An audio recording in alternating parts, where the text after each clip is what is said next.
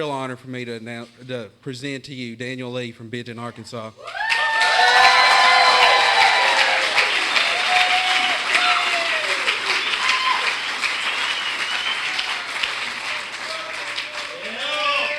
Woo! All right. That's what I'm talking about. I'm Daniel, and I'm an alcoholic. Hey, Daniel! Love you, Daniel! Lots and lots and lots!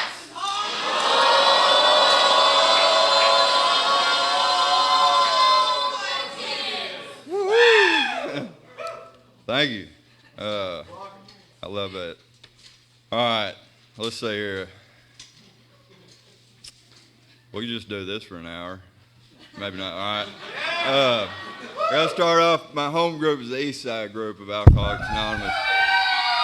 That's what I'm talking about.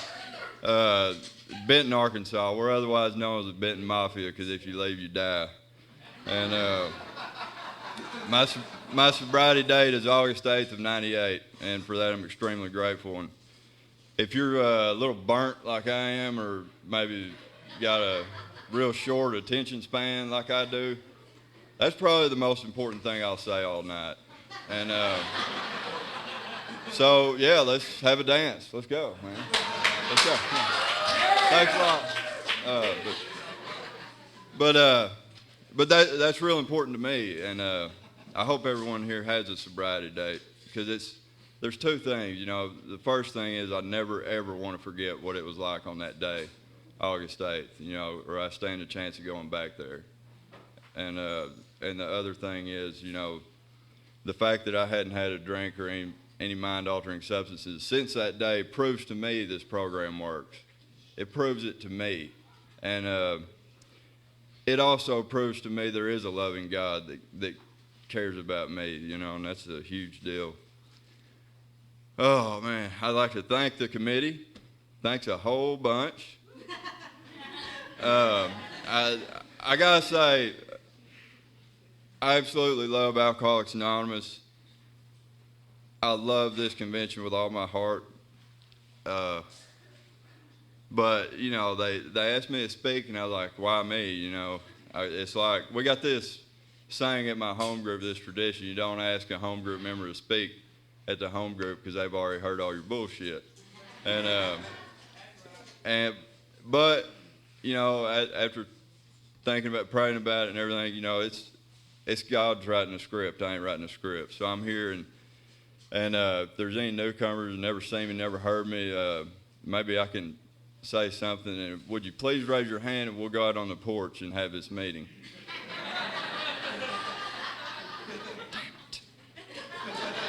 Damn it. All right. Like I said, I'm a little burnt. I was real burnt when I got here. Alcohol and some drugs really messed my brain up. But I've always talked real slow my whole life, so I'm not going to say very much. But you know, I'll probably talk for like 3 or 4 hours. So, but I do have a clock. I think, yeah, okay. But anyway, just try to bear with me. Maybe we can get a hick interpreter around here or something. But so I'm supposed to share in a general way what I used to be like, what happened, what I'm like now. All right. So who all was there for the tree cutting incident the very first thing this morning? Okay. So y'all know I put the damn chain on the chainsaw backwards. All right. Now this is not the first time I've done something ass backwards. And as a matter of fact, my mother and father's here. She can attest to that. I was born ass first, literally. You know, I was a breech baby. You know, of course, I don't remember it, but you can talk to Mom. She'll fill you in on the details. But I literally, the ass came out first, and I've been ass backwards ever since. You know, I had the little, you know, it kind of messed my legs up or whatever. Had to wear the little Forrest Gump braces till I don't remember it, you know, for a little while, a year or so. But I turned out all right, didn't I? Yeah. Okay. First things I can remember from my childhood is being pissed off at my sister. I got an older sister, and she's like the bossier type sister, and like we live out in the country, and there's no neighborhood pack of kids that, it was just me and her. And so when it was playtime, we had to play what she wanted to play, by God. And so I ended up having to play like all this girly crap like Tea Party and Restaurant. And I would have much rather just been out in the yard digging a hole or, whatever other little boys do. But I started getting resentments early on. But the main thing about my childhood that sticks out to me, and then I'll move on, is I had a whole lot of anxiety as a child. I had this knot in my gut from grade school on, and I don't know if other normal kids have any of that. I know I had it bad. It was so bad that, and again, Mom and Dad, I keep referring to Mom and Dad. Hell, Mom and Dad's here, half my damn home group, all these people, people could tell my story better than I could and a lot faster that are in this room. So if y'all get sick of listening to my ass, just like knock me over the cliff and we'll get one of them. But anyways, where the fuck was I? Okay, man, I almost let something slip there. But you gotta watch out because we know somebody's gonna listen to this on tape in the morning that couldn't be here. I would just like to say for Mark and Robert that I am dressed in a suit and tie behind the podium. Please picture that in your brain. But anyway, sorry you couldn't be. Okay, the anxiety was so bad, the knot in my gut. By like 4th or 5th grade, I actually went to the doctor, I believe, over this. And, nobody knew, just give this boy a 5th of Jim Beam, it straighten right up, But anyways, and I felt different than and apart from like every other AA speaker you'll ever hear. So anyways, that was childhood. I rocked along. I want to skip a bunch of the drunk log tonight because I want to talk about the cool stuff, which is sobriety. But I got to talk about something here first. This would be like, I may share a few opinions tonight and just like take what you want, leave the rest, whatever. But I did some things in my drinking career that were drugs. Okay, we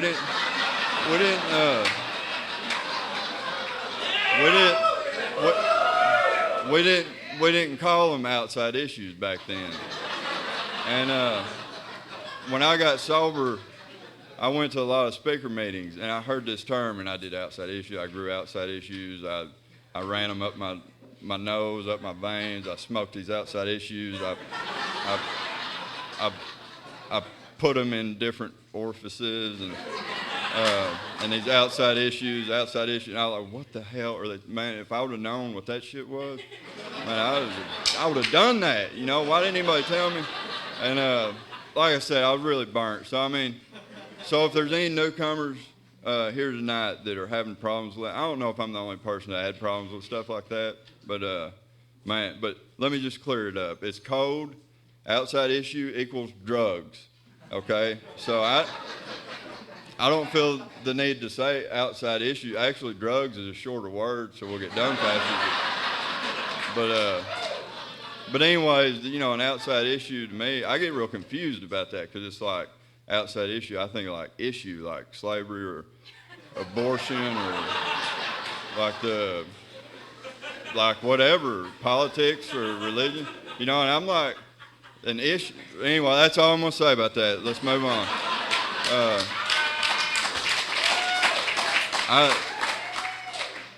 My first drunk. Okay, I had done a lot of drugs before my first drunk, but my first drunk, I got to talk about that.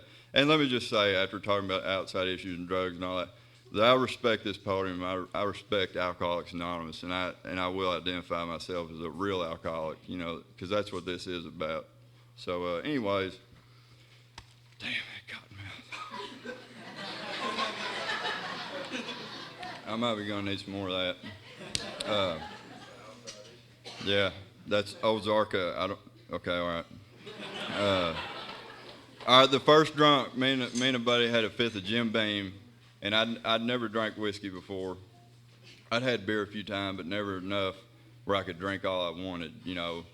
And we had this fifth of Jim Beam, and we started drinking it just straight, no chaser.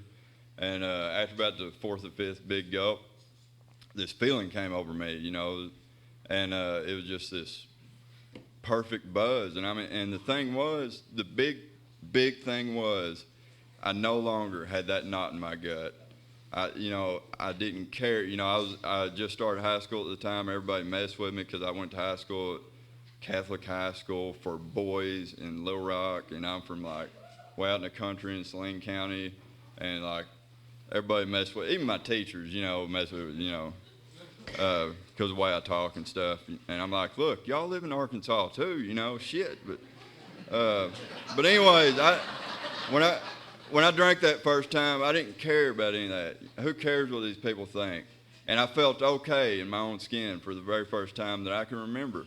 You know, now I had some really happy times as a child, and I probably was all right in my own skin as a child. But this is the first time I could remember in a long time. And what I realized today, as I like to call it, I reached the perfect level of being messed up, all right? And hopefully y'all know what I'm talking about. I had reached the perfect level where everything is perfect. I got the perfect buzz. I got no worries. You know, I'm okay with myself. I'm okay with my buddy and what we're doing.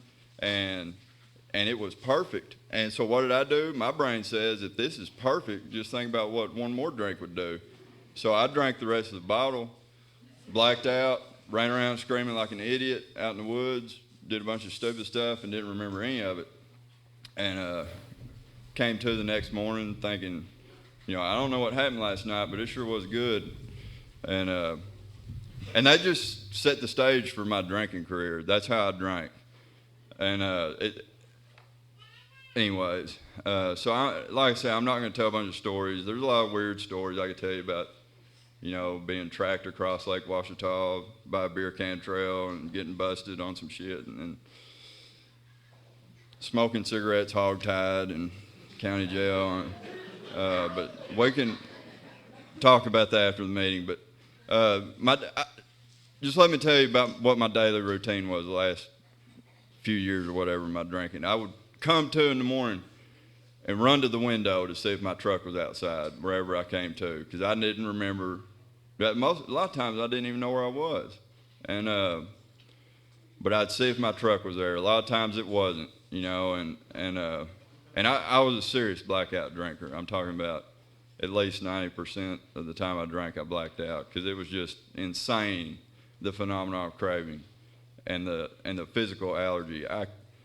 I mean, it was not only could I not stop once I started, it was like I had to drink it as fast as I could for some reason.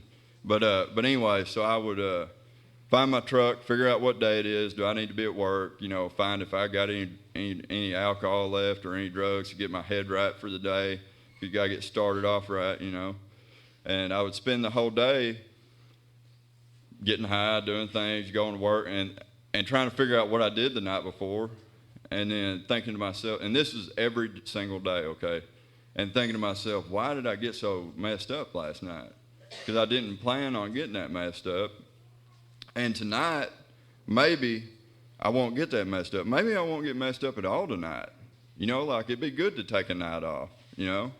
So that's what I'd be thinking. And I was working construction, and I'd get off work. Everybody I worked with drank. My boss drank. Somebody always had a couple of ice cold beers, you know, and they'd give me these beers, and you got to drink them, you know, because you deserve it. You put in a hard day. I was toting sheetrock, stocking sheetrock. If anybody's ever done that, it's some lots of fun. But anyways, you deserve it because you work hard. So I'd drink these couple of beers, all right, and get them in me. And then that plan I'd made earlier in the day about not drinking tonight would just go out the window, and I'd start making new plans. Like, okay, here's the deal. Okay, I lived in a dry county. You had to drive about 20 minutes to the liquor store, so I'm going to go up to the liquor store, get me a 12-pack, and just, you know, chill out, smoke some pot, drink a 12-pack. Because I had a very large tolerance for alcohol, and a 12-pack was just enough to take the edge off, You know, it didn't get me drunk. And I was going to mellow out tonight. Not going to go to jail, not going to wreck anything, not going to embarrass myself. And that'd be my plan, you know. And it was amazing. It was like I loved the speaker last night, Danielle, talking about the delusion. That's what it is. I believed a lie. I believed the lie that I could drink and get to that perfect level and stop, and then just maybe drink enough after I got to the perfect level to maintain that perfect level forever. You know, that was like my plan, and it never worked out. I had to start over every day, you know, but that was the whole goal of my life, was to get to the perfect level and stay there. But it was like I get to the perfect level and just like fly around past it every day. But so anyways, I get in the truck and head to the liquor store, and I live in Benton, all right? A lot of y'all are familiar with that area. I get to about Bryant, my brain be telling me, you know, you might as well get a case of beer, because that way you want to come back tomorrow. You know, and I get up about Alexander, about to take the exit, and I'll be thinking, you know, they got these 30 packs now. You know, what if one of my buddies wants a beer? You know, I want to be a butthole, you know. And and I always came out of the liquor store with a bunch of beer and a big jug of whiskey, because that's what I really liked. And this is gonna last me like 3 or 4 days. And if y'all drank like me, you know what happened. You know, that phenomenal craving kicked in, and it was just impossible for me to stop. You know, unless I got locked up, passed out, got knocked out, which that never even happened. That happened. I got kind of whooped up on a little bit a few times, but I've only been knocked out one time in my life. I fell off a house about 5 years ago. Anyway, I'm real hard-headed. That's the deal. You know, I was born ass first with a real hard head. So anyway, so that was my routine, and it was every day. And so you can imagine the problems it's created. I'm not going to go into detail. You know, problems with the family, problems with work. You know, even though it was a drink and drug friendly workplace, you know, it got crazy, and I just couldn't hold it together. So what happened was, let's see, it was summer of '98. You know, I had a lot of problems like every alcoholic, and what happened was alcohol quit working. And hopefully y'all know what I mean, but you know what I mean by that for me is I had all these issues going on in my brain. These were issues. These were like things you think about and talk, you know, issues. And like, look at what I'm doing to my family. You know, look at all my buddies dying. I had a lot of acquaintances die in a real short period of time. Look at all this screwed up shit going around me, and why am I even here? And this is all the kind of stuff you start thinking about as an alcoholic. And what do? You go drink, because you've got to have that sense of ease and comfort, so you don't have to think about that crap. And so that's what I would do, but I couldn't get no ease and comfort anymore. And I would drink insane amounts of alcohol, trying to get that sense of ease and comfort. And the best I could get was slobbering drunk and pass out. And it got so bad that I've done the deal. I've gotten drunk 2 or 3 times in a day. I've spent 2 days trying to drink and pass out. You know, it got so bad I got suicidal, but I didn't have the guts to blow my brains out. Thank God. I tried to get some people pissed off enough to kill me. I'm really serious about that. So my best thinking was, this is what I'll do. I'll just drink myself to death, okay? Because I know you can do that. I'd known people that had done that.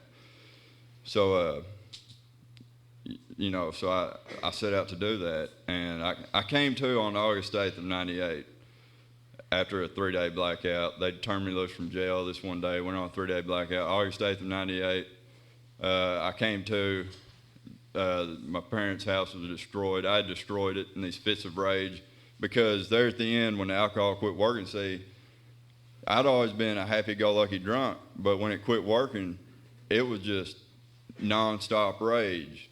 Or the other extreme, like I'm terrified.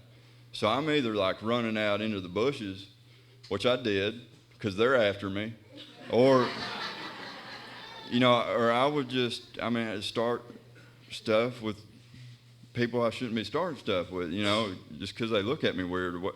And anyways, I came to on August 8th of 98, and I realized that I can't, 3 or 4 of them, man. I've always had a powerful thirst, okay.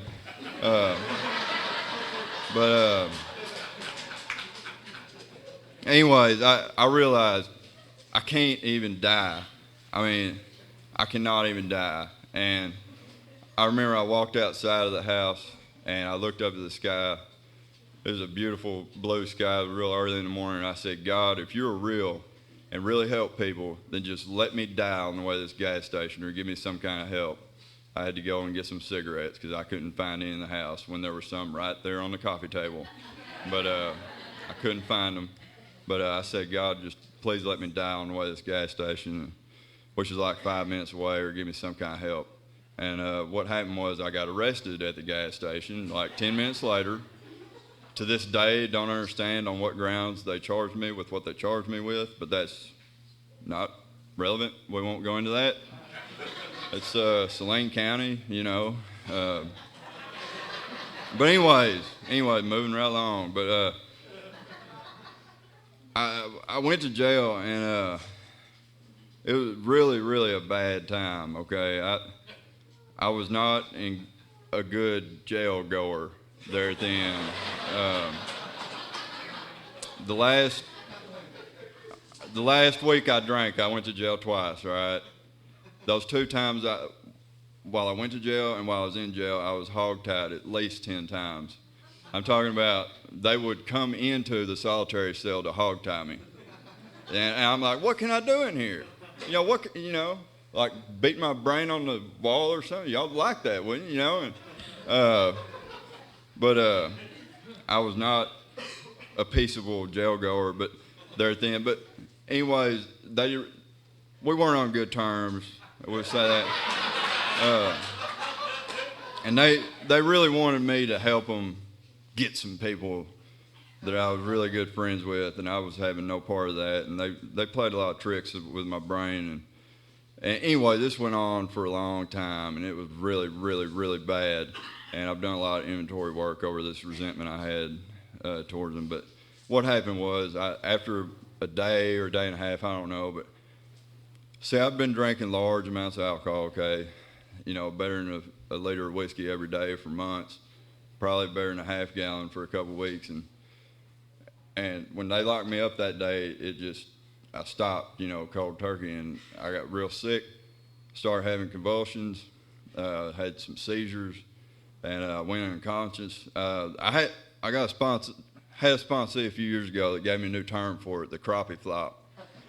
And I can relate to that. I don't see him in here. He was here last night, but I can relate to doing some crappie flopping, but hogtied. Okay. Anyway. Okay, so I went unconscious for I don't know how long. Could have been a minute, could have been hours, a day or something. But when I came to, I was in this fog. I didn't know where I was. And I was having these weird hallucinations. Like, I've done things that make you see things before, those drugs, but this was like nothing I'd ever experienced. This was like some evil stuff. And anyways, there was a trustee. Like I said, I was in my home away from home, the solitary cell. But this trustee looked through the little square window on the door at me and said, and I seen him, and I was like, man, where am I? Because I need to get out of here. And he told me, man, you died, and you're in hell now, and you're never getting out. And I believed that man, all right? And yeah, it's kind of humorous, yeah. Mm-hmm. But I don't know. I still can't laugh a lot about that, but that's good for me. I'm glad y'all enjoy it, but I honestly, I'm not kidding. I really honestly believe that, and then I was like, hold on, I've been wanting to die, but this ain't so cool, and that's where I hit my bottom, because a few days before that, I had had a moment of clarity. You know, like 3 or 4 days before that, when I'd been in that solitary cell, I'd had this moment of clarity that I am screwed, okay? I've tried everything I can to manage my life, and I cannot make it. And if there is a God, he's going to have to help me, because nobody can help me. I knew that no human power could help me. They'd tried. They could lock me up. Just one example, okay? I smoked 2 cigarettes hogtied one. I'll tell you the whole story if you want to hear it after me. But, I mean, they can't help, and I cannot help myself. If there is a God, he's got to help me. But I didn't ask him for help then. I waited till I come out of that blackout on August 8th. And here I finally broke down and asked God that everybody told me my whole life loves me and cares about me and is there to help me. And now I'm dead and I'm in hell and I'm screwed for all eternity. And, okay, so that's the circumstances of my bottom. But what the bottom really was a feeling of 100% hopelessness, okay? And that's what I share with each and every one of y'all, because we all got crazy stories about how we get here. I've never heard anybody tell the same story that I've got, and that's no big deal. It's just, but the deal is, I was 100% hopeless of my situation ever improving, of me ever being able to live life in any kind of reasonable way, drinking or not drinking, and I tell you what, another thing was, it was an awful, awful lonely feeling, and when I got to the rooms, they told me I'd never have to feel the way I felt when I got here, and I didn't believe that at first, but I believe it now, and thank God for that. Thank God for that, and anyways. So I spent about 3 days in this mindset. I'm dead. I'm in hell. They let me back into the regular drunk tank and got in some fights. But anyway, after several days of this, I finally got a little light bulb in my head. Maybe these guys were just messing with me. But I knew that if I wasn't dead, I must be dying because my whole body hurt. I couldn't eat. I felt like I'd been run over by like 100 mules or something, just kicked the shit out of me or something, I don't know if any of y'all got experience with the crappie flop, but it really messed me up, and I never want to get sober again, ever. And so anyways, I realized maybe they were just messing with me, so I started begging for help. I started begging them, let me see a doctor, let me go to the hospital. Something, give me some kind of help, finally, they let me go like an hour before I was going to go up for plea arraignment, and they were going to keep me with no bail for a long, long time. I'd probably died, but they let me go with my mom and dad. They'd been trying to get me out, and because they knew how sick I was, and under the condition that I would go directly to detox, and I was like, wherever, just get me some help, and I didn't find this out till much later, but they told my dad, if he gets out of the Jeep to even smoke a cigarette, you call us and we'll have every cop in Saline County on his ass. Okay, and that's my relationship with them. They told my parents that I was a menace to myself and a menace to society, and I was going to run. But I was through, all right, and I got to detox, the sobering center in Little Rock. Thank God for that place. And I went to sleep, and I woke up, and this woman, it's kind of like, a lot of y'all have probably been there, but a lot of y'all probably haven't, but it was kind of like set up, you got all these beds. Well, even if you've never been like in there for your drinking, you maybe carried the message in there, okay? All right. But you got a bed, and you got this little curtain you can pull around, and I had my curtain pulled around me, and I hear this woman's voice, Daniel. And they've got a lamp on the other side of this curtain, and I wake up, and there's all this bright white light all around me. I'm like, oh, holy shit, and I have a strong religious background, okay? I'm not religious today, but I grew up in the Catholic Church and going to the Missionary Baptist Church every Sunday. That's a whole nother story, but I knew some things about heaven, hell, and purgatory.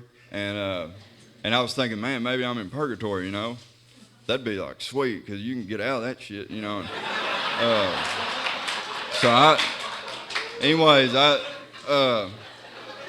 She said, "Do you need anything, Daniel?" And I was like, man, you know, it took me like 2 or 3 minutes to answer her because I was thinking, what do you say, you know? What? And I thought maybe they let you smoke in purgatory, and I said, a cigarette maybe would be nice. And she said, well, okay, you need to get your ass in that room next door. There's fixing to be an AA meeting. I said, yes, ma'am, I'm there. All right. And that's how I went to my first AA meeting. I'd never been before. Didn't know what AA was. Anyways, I went into this room, and there was 3 members of Alcoholics Anonymous carried a meeting in there. And I'll never forget this as long as I live. I hope I never do. But these guys, and from what I understand, they're all 3 still sober this day, but they carried the message to me, okay? And this is how I was. All right, I had turned into a nasty drunk, okay? That's all there is to say. That when they weighed me in, I weighed 138 pounds. I had seed tick bites from head to toe from being hogtied on a gravel road in August in Arkansas. I had cuts all over my face and upper body from fighting in jail. I probably hadn't bathed in a couple weeks. All right, these people from Alcoholics Anonymous shook my hand and told me they was glad I was there, all right? And that's, you know, it'd been a long time since anybody shook my hand, you know, and told me they was glad I was there. But so they carried the message. They talked about themselves and what they used to be like and how they used to think and how they used to try to get to that perfect level when they couldn't, and they'd go right past it. And then they shared about getting sober and working these 12 steps in Alcoholics Anonymous, you know. And there was just something about it that I'll never forget, that these people, I just knew there was something real about them. Because who in their right mind would take time out of their busy schedule to come see a sick, nasty drunk like me and try to help me? And I knew there was something real here, and I didn't know what it was, but it gave me just enough hope that maybe if I do what these people did, I won't want to die, you know. Maybe if it really works like they say it does, I can have a life that's worth living. That's all I was after, you know, and so that's what I did. From there I went to a treatment center. I went to Serenity Park. Thank God for that place, you know. Yeah, we got some alumnus up in here, you know. I got down this real quick. Spilled a little. I've always been a messy drunk. But anyways, I started working the steps. The first step, all I'm going to say is, it was a relief to finally find out what my problem is. My problem is I'm just like all these people in AA. I have an allergy to alcohol. When I put one in me, I develop a phenomenal craving. And when I'm not drinking, I'm obsessing about getting that sense of ease and comfort. So I'm screwed because my brain's telling my body can do something it physically cannot do. And that's a recipe for death and permanent insanity, you know. And I was a firm believer because I experienced that firsthand. You know, I drank to the gates of insanity or death, and I was only 19 at the time, you know. But it was such a relief, you know. And then I found out, you know, that my real problem's in my mind because my body's never going to change. So I got to work these steps so that I never get so screwed up in the head that I think I have to take a drink to fix it. And anyways, the third step, I had this experience in the shower one morning. I shared about it last night, but I was like so scared of all this God stuff. Like the last prayer I'd said before the third step prayer was, God, let me die or give me some kind of help, and I ended up in hell, all right? And so I was scared to death of praying the third step prayer because I had seen in my childhood what happened when people get God in church and stuff, and that was not attractive to me at that time, all right? Like I said, I was 19, I was a heathen. And, you know, I was like, I wasn't all about going and building huts in Ethiopia and handing out Bibles at the airport. But just like I shared last night. But I reached a turning point, okay? Just like it says in How It Works, we reached a turning point. My turning point was in the shower one morning. I realized that I will do anything not to go back where I just came from. Anything. I'll stand on my head on top of the Washington Monument with people planting bombs in it. Who cares? You know, whatever I got to do to get this, you know, whatever these people tell me to do, I will do it. You know, if I have to go build the huts, whatever. And I made that decision that morning in the shower to go on with the steps. And today, of course, I understand that step a little differently. I'm turning it over to the care of God as I understand Him. Because my will, my life, my thinking and my actions when I got here was all kinds of messed up. I needed a new set of directions because my directions were just messed up. And my new set of directions was the steps. So I got working on the steps. And the fourth and fifth step, all right, when they explained to me, here's what you do. You take these sheets of paper, you start out with the first column of the resentments, you write down everybody you're mad at or every institution. And I was talking to my first sponsor about this, and I was like, man, this is going to be so easy. And I pulled this list out of my wallet. I had made it at some time the last few weeks or months of my drinking, a list of everybody that had to die before I did. And this is actually something that kept me alive one day, all right? Because there was one day I really was going to blow my brains out, but two things stopped me. One was all the people that had to die before I did, and two was it was about harvest time, and I had some pot growing, all right? So, and by the way, I got sober. I didn't get to smoke any of that stuff. My buddy got it all, and thank God he got it in time before I had to go to prison for it, because they knew about it. Long story. Anyways, let's get off of that. But so I made my inventory, my first one. All right. Let me explain another thing about the burnt deal. All right. When they took me to detox, my parents and I hadn't drank or drugged in 5 days. Okay. I love newcomers because I love talking to them, seeing where they're at mentally, like if they're even there with us, because I wasn't. All right, and they say that, you know, about 5% of what I told them made sense. I couldn't talk and make senses. So when I did my first fourth and fifth step, I did the best I could because I did not want to go back where I just came from, and it worked. All right, if I looked at it today, I'd probably be like, this is the biggest piece of crap you've ever seen. But it was the best I could do, and it worked. It kept me sober, and I did the fifth step with my sponsor, you know. And then later in sobriety, some things happened where I had to get another sponsor, and I got the chance to do it again. And I did, man, you talk about like thorough, and like I got to get it all out. And thank God for that. He had a plan to help me out with that. But anyways, these resentments, I had such deep-seated resentments. And there were a few of them that were so hardcore that just doing the fifth step didn't just make them just go away like a lot of them. And so I had to pray for some people. And I had to actually want to be free of the resentment before I could ever be willing to look at my part, you know. However insignificant my part seemed, I mean, that's the only way I can get freedom. And so I eventually developed that willingness on those few resentments I had that were real deep-seated. And then the fear, man, that's something that I still experience today. I mean, I still experience all this today, you know, but not near like it was. But and the sex, okay. Amanda made me promise not to talk about the farm animals, but here, just let me. I'm not going to say it. But here's the deal about the sexual inventory. Thank God they wrote about sex in a spiritual book in when, you know, in the 30s. I think that took some guts, and but I don't know that I'd be sober without it.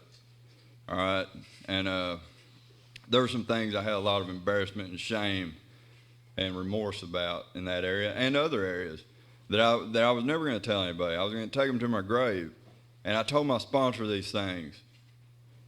And then he turned around and said, man, that's, you're pretty sick, yeah.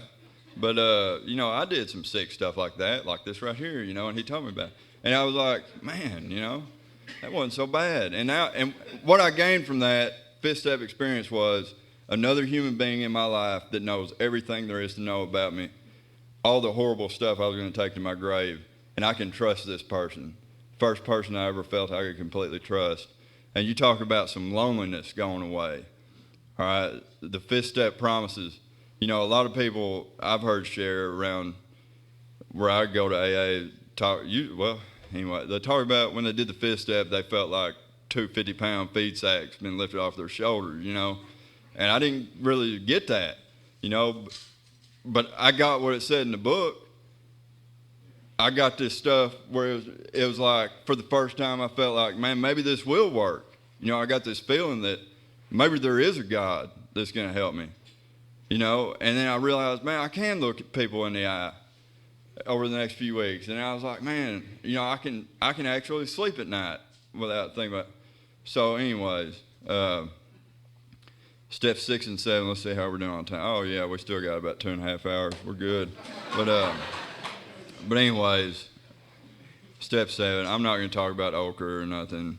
I got here for the end of Larry's talk, and that was, he said it much simpler and better than I could ever say it. That, I've got to become willing. I become willing through the fifth step, seeing how bad my character defects have screwed up my life. And then I become humble because I realize that I cannot change myself. Self cannot overcome self. I have to have a power greater than myself. And I say that 7-step prayer, and then I get up and I try to act like that God's removed them. And I try to practice the opposite things from my defects of character. So anyways, and the 8 and 9, I don't have any, well, I have some cool men stories. I don't have time to tell them all, but, I've done this step, and there's still a few that I have to do, but I would say this about 8 and 9, 2 different things. In 2004, I attended 7 funerals, okay? And I got married to a beautiful woman sitting right here. All right?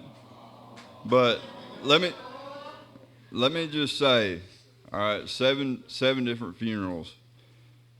Family members, old drinking buddies, people I got sober with, best friends in the program, got married. All right. In the year of 2004, I believe that I ran into and met with every person I've ever known. It was like every family member, every old drinking buddy that's still alive or not locked up, all my new friends, everybody. And I did not have to hide one time. All right, I could look every one of them in the eye, and that's another huge thing for me, and that's because I've cleaned up the wreckage of my past as best I can. My sponsor told me to pray for the willingness and opportunity to make those amends, and that's what I did. And when the opportunity came, the willingness was there, and and the law, okay, I was not on good terms with the law, like I said, and they really, really didn't like me, and I didn't give them any reasons to like me, but here's how it was. Like, they would see me out in public and lock me up there at the end of my drinking because they knew I was doing something illegal. And anyways, but today, all right, I've got this little construction business. I built houses for, like, sergeants on the Sling County Sheriff's Department and lieutenants. This is weird, okay? I remember being like 3 or 4 years sober, building these houses for these guys, and we did this addition for this guy that locked me up one time, and I'm thinking, man, this is just too weird, all right? And then, I found myself sitting in the sheriff of Sling County's house one day, just me and him. This was about a year ago, talking about building onto his house, and I was just sitting there freaking out. He's like, you want some coffee or a Coke or a cold beer or something? I was like, man, but I was like, some water, give me some water, And he was going to get some water, and I was just sitting there freaking out thinking, here I am in the sheriff of Sling County's house with him alone, and he don't have a gun on me, and that's, that's part of that amends process. I become a more respectable member of society. So anyways, step 10 keeps me in check. Step 11, conscious contact. I got to talk about this. Uh-oh, the hamster or whatever the hell it is. Are you falling asleep, buddy? He's falling asleep. Okay, I'll prop you up there. I'm talking to you. But, all right. Conscious contact. Me and a sponsee I had one time, and he's in the rooms, thank God, today. We were talking about the 11th step, and I had a lot of problems with that step when I was getting sober and working the steps. And he was like, what is conscious contact? I was like, man, I think I know what it is, but let's go ahead and look that up in the dictionary. And it said to be preoccupied with. Conscious means to be preoccupied with or to have an awareness of. I was like, man, that simplifies it so much it ain't even funny, because it's asking me to seek through prayer and meditation to be preoccupied with my higher power, to be aware of the gifts my higher power has given me. And that's so much simpler. I remember, and there may be a few of the people that participate in this room, but, I'll talk about this in meetings sometime. But, I got kind of out there in the spiritual meditation field in early sobriety. I'm not going to go into all that, but I ain't got the time. But anyways,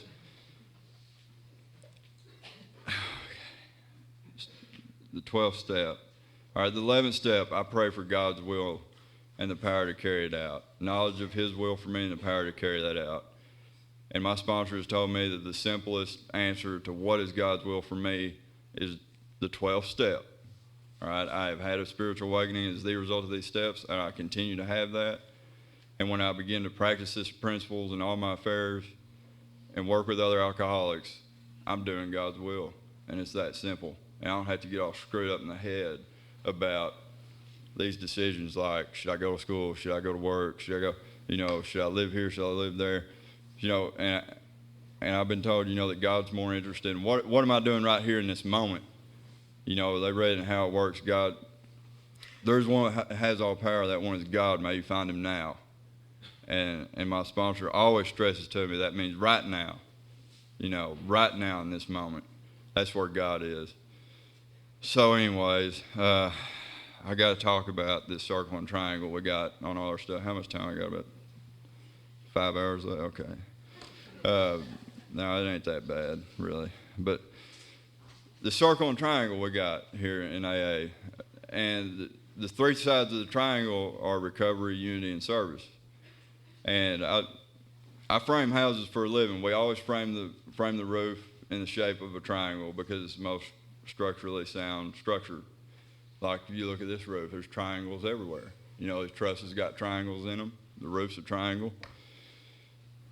You take one side of that triangle out and the whole thing falls down. And that's how my sobriety is. I have got to have recovery through working the steps of my sponsor. I've got to have the unity of being actively involved in a home group. I've got to have the service through actively being involved in general AA service work. And those three things are extremely important to me. Like I said, I have a huge debt to Alcoholics Anonymous. Those people that came and cared for me when I was nasty, and that's why I take it serious, And so this convention, I've got to talk about this a little bit. I had the privilege of going through the ARKYPAA committee. And, man, let me just say that God, of my understanding, gives me opportunities to be of service at all times through the day. He gives me opportunities to have service commitments. When I walk in and take the action and follow through on these opportunities, I get blessed big time, all right? What I mean by that is, as a result of service, as a result of whatever, that's how I met my wife, was being on this committee. That's how I met, a lot of good friends. There's people in other states that would allow me into their home. I didn't have that kind of stuff when I got here. Anyways, I could go on and on about that, but service commitments are real important to me. This year, the 1st of January, I rotated out as alternate DCM of District 8. And I didn't get elected to DCM, and I wasn't upset about that at all because that meant I got to come to ARKYPAA instead of the Swarza or whatever. But, okay. But, but anyways, I found myself without a serious AA commitment, okay, service commitment. And, you know, I was still carrying the message to places, treatment center, prison down in Malvern, but it just freaks me out not to have, because, I mean, I started out as chip boy. And my home group, and there's some people here that could tell you, they would not let me give that job up for 2 years. By God, you're going to do 2 years, you know. And I was like, but look at this guy. He's a newcomer. He needs something. You know, no, we have commitments. And so anyways, a group of the young people here in Central Arkansas got together and started talking about forming an ARKYPAA big committee. And I was like, hell yeah, I'll do it. And we had our elections. They elected me chairman. So now I got a commitment, you know, and it's like, and it's just awesome. But I got to talk just a little bit about young people stuff, okay? And I was meditating earlier today, and I was trying to think of what was the first young people stuff I went to. All right, when I got out of treatment, I went to a halfway house in Opelousas, Louisiana. What? All right. I'll drink to that. Okay. Just outside Lafayette. All right. But anyway, the first young people stuff I remember going to Friday nights, and man, I look forward to going to this, was, what was the name of the group? Some of y'all remember it. Simply Sober at the Camel House. All right. And I'd go up in there and see young people having fun, and it blew my mind because I thought that I was a freak of nature for being sober at my age, and that sobriety was going to be like go to work, go to a meeting, go home and lock the doors and hire a guard, but it ain't nothing like that.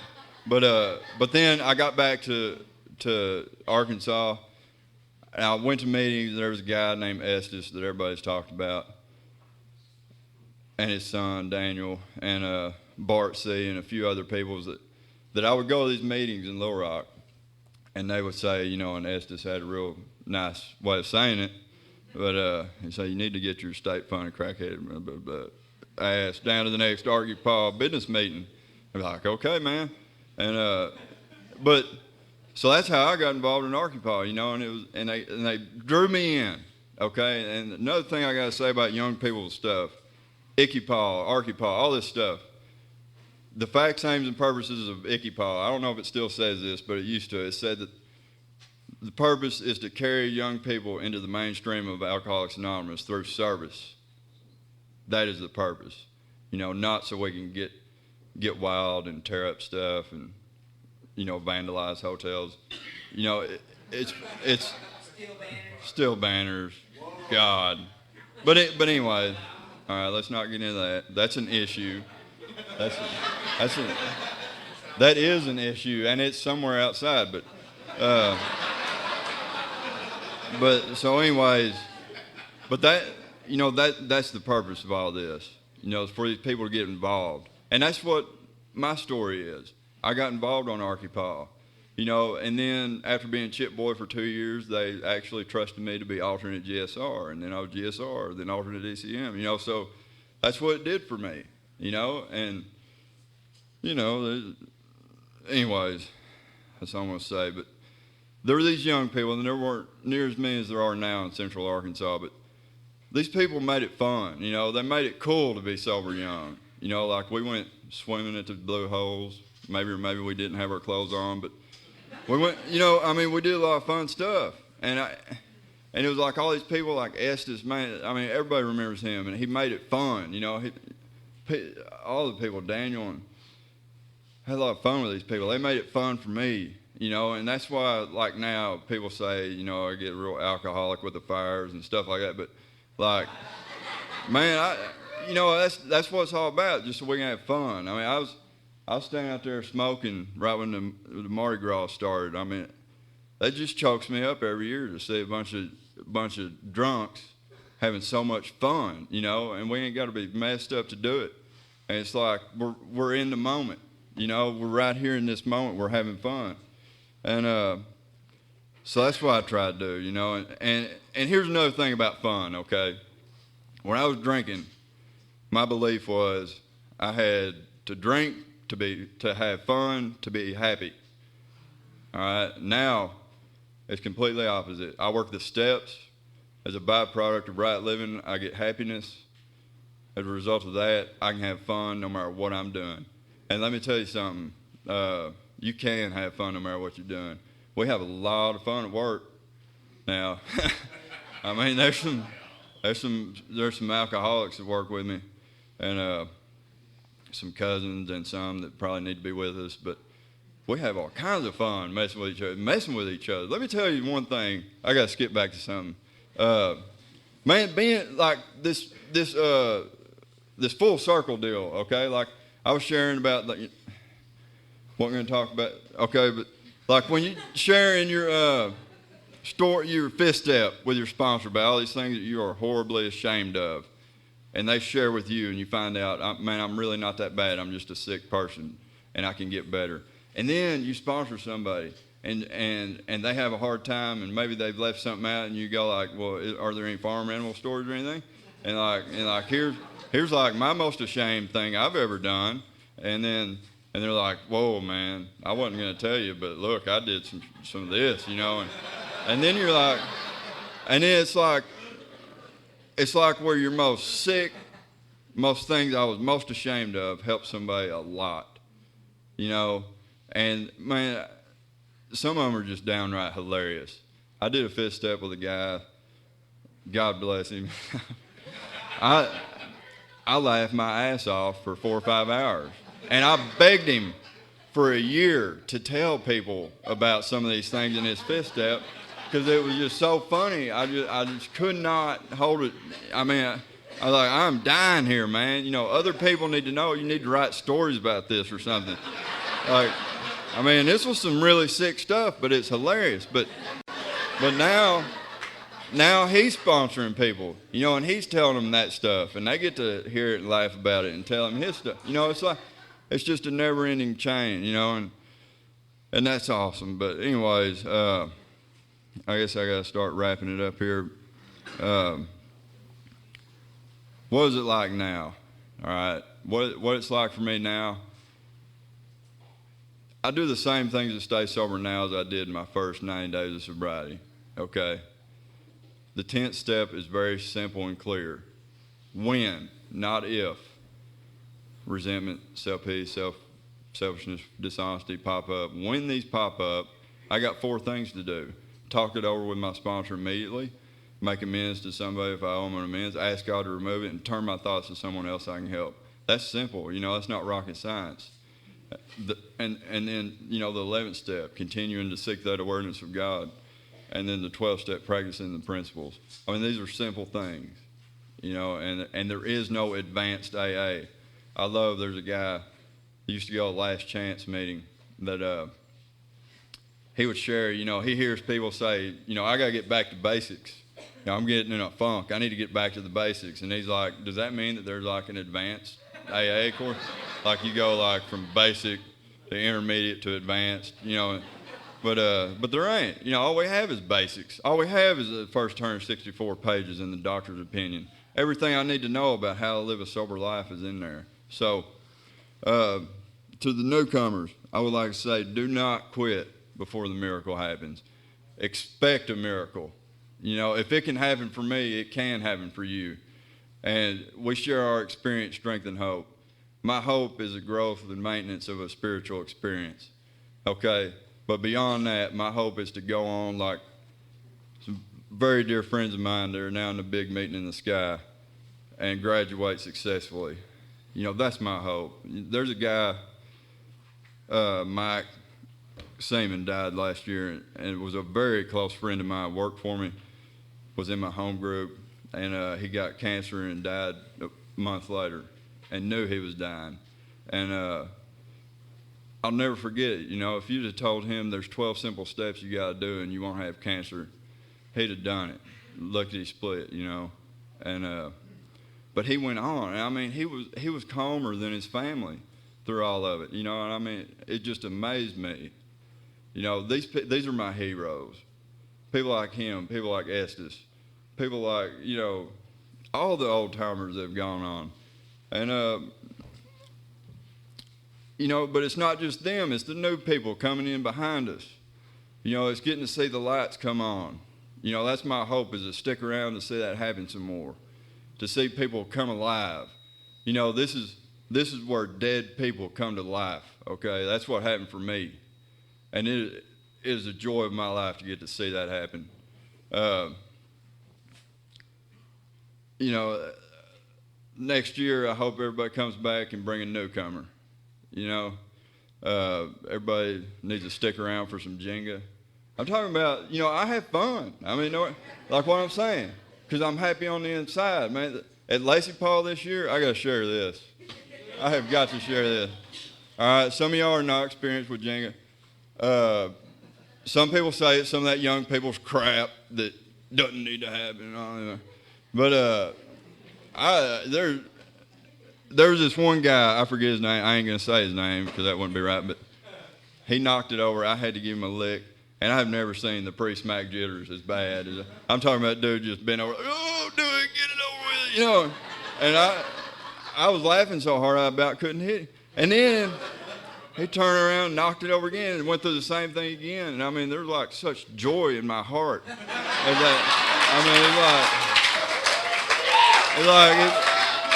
It just don't get any better than this. I mean, this is a life I've always dreamed of. You know, I mean, like how can you have more fun? So anyways, y'all need to stick around for that. We're going to have another fire and all that, you know. But I'm gonna go ahead and close with a little story that won't take 2 seconds. But there was one of these guys that I talked about going on to the big meeting in the sky. His name was Asel. And there's a few people from Benton here probably remember him, but he was this short old man when I got sober, and he was one of these old guys that had this deal and lived a spiritual life. And he'd run up to you when you come through the door and give you a big hug and say, man, I'm glad you're here. And when he first did that, I was like, man, whoa, you know, I didn't come here for all that. But anyways, I was about a year and a half sober or something like that. All my buddies were going to prison and dying. I'm in here in Alcoholics Anonymous. I've worked the steps. My life has gotten so much better. I'm trying to work with sponsees, but nothing seems to be working. They're still going back out. And I just shared in this meeting, you know, what the hell? You know, why am I here? Why did I get to get sober and everybody else is dying? You know, what? I can't even help these people, you know, which I understand now is just an ego issue. But anyways, I was really frustrated, really wondering what my real purpose here is. And he pulled me aside after the meeting. He said, Daniel, you are here because God has a plan and a purpose for your life. So make it count. And that's all I got. Thank you.